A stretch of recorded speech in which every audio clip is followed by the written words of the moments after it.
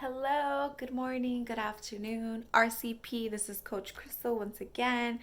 I just wanted to quickly make an intro about how one of our lessons was challenge as an opportunity to grow, one of the previous YouTube videos. And we also did cultivating a summer practice. So with that being said, I just wanted to close out with this book. It is called Principles for Success. Let me bring it up right here. So yeah, let's jump to it. I want to read a few pages to you guys. I hope you all can gain something from this book, and I hope it speaks to you in some shape or form. Principles for Success. Principles for Success. To my grandchildren who are born and yet to be born, this book is for you and for all others who find it useful. All right. You are on an adventurous journey called life because there's a lot ahead that you haven't yet encountered. You can't possibly know what it will be like. Since I'm near the end of that journey and have successfully navigated most of it, and because I care,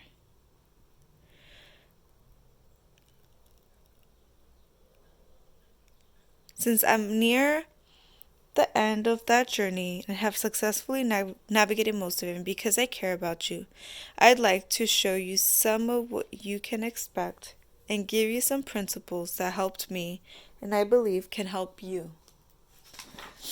The most important things you need to have on your journey through life are good principles. Principles are ways of successfully dealing with the realities that you will encounter. They are essentially recipes for success. Every successful person has principles that make them successful.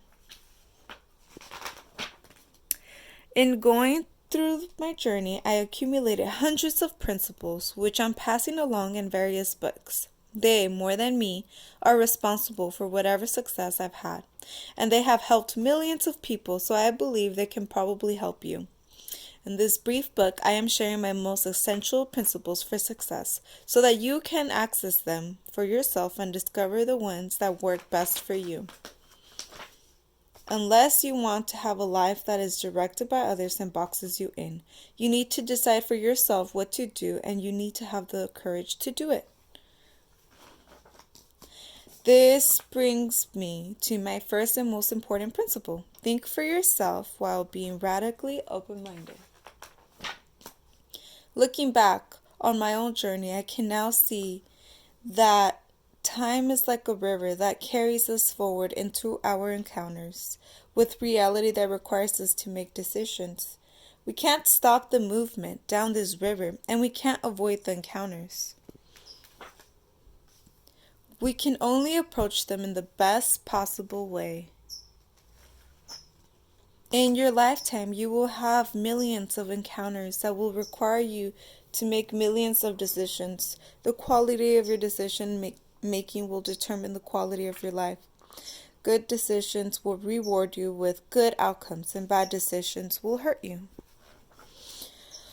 If you are smart, these encounters will teach you how reality works and will give you principles for dealing with your realities well. I didn't start out with my principles. I acquired them over a lifetime, mostly from making mistakes and reflecting on them. Ever since I was a kid, I ran after the things I wanted, crashed and got up and ran again and crashed again.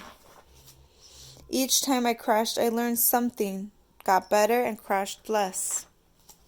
By doing that over and over again, I learned to love this process, even the crashing part of it. I also learned to view problems like puzzles that would give me gems if I could solve them. The puzzle was, what should I do in this situation next time? And the gem I would get by solving it was a principle that would help me in the future. That is how I got my principles. I wrote them down and modified them over time. I recommend that you do that too. This process taught me one of the most fundamental principles, which is that knowing what is true is essential for making good decisions.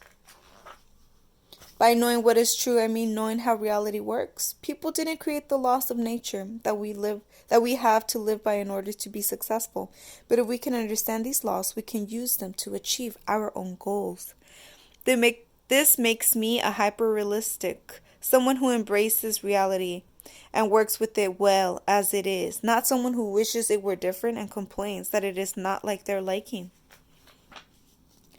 That brings me to my third principle. Dreams plus reality plus determination equals a successful life. In other words, if you keep focused on achieving your dreams, take responsibility for understanding the realities that affect you and how to deal with them well, and do that with determination, you will learn principles that will give you a successful life. So, what is a successful life? We each have to decide for ourselves what that is. I don't care whether you want to be a master of the universe or live under a palm tree or anything else. I really don't. What you want is up to you. I just want you to be happy and healthy, having your own great evolution while contributing to evolution. However, whatever paths you choose, you must embrace your realities, especially the ones you wish you weren't true. At first, my problems and mistakes and weaknesses caused me a lot of pain, mostly because I was stuck wishing I didn't have them.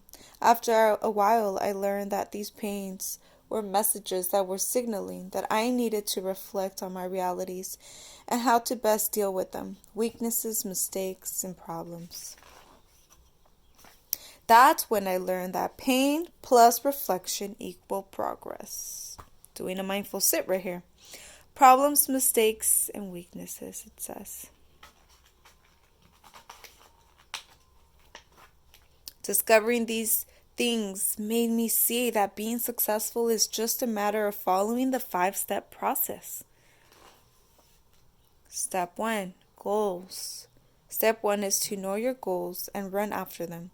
While you can have anything you want, you can't have everything you want, so you will need to make some decisions about your priorities.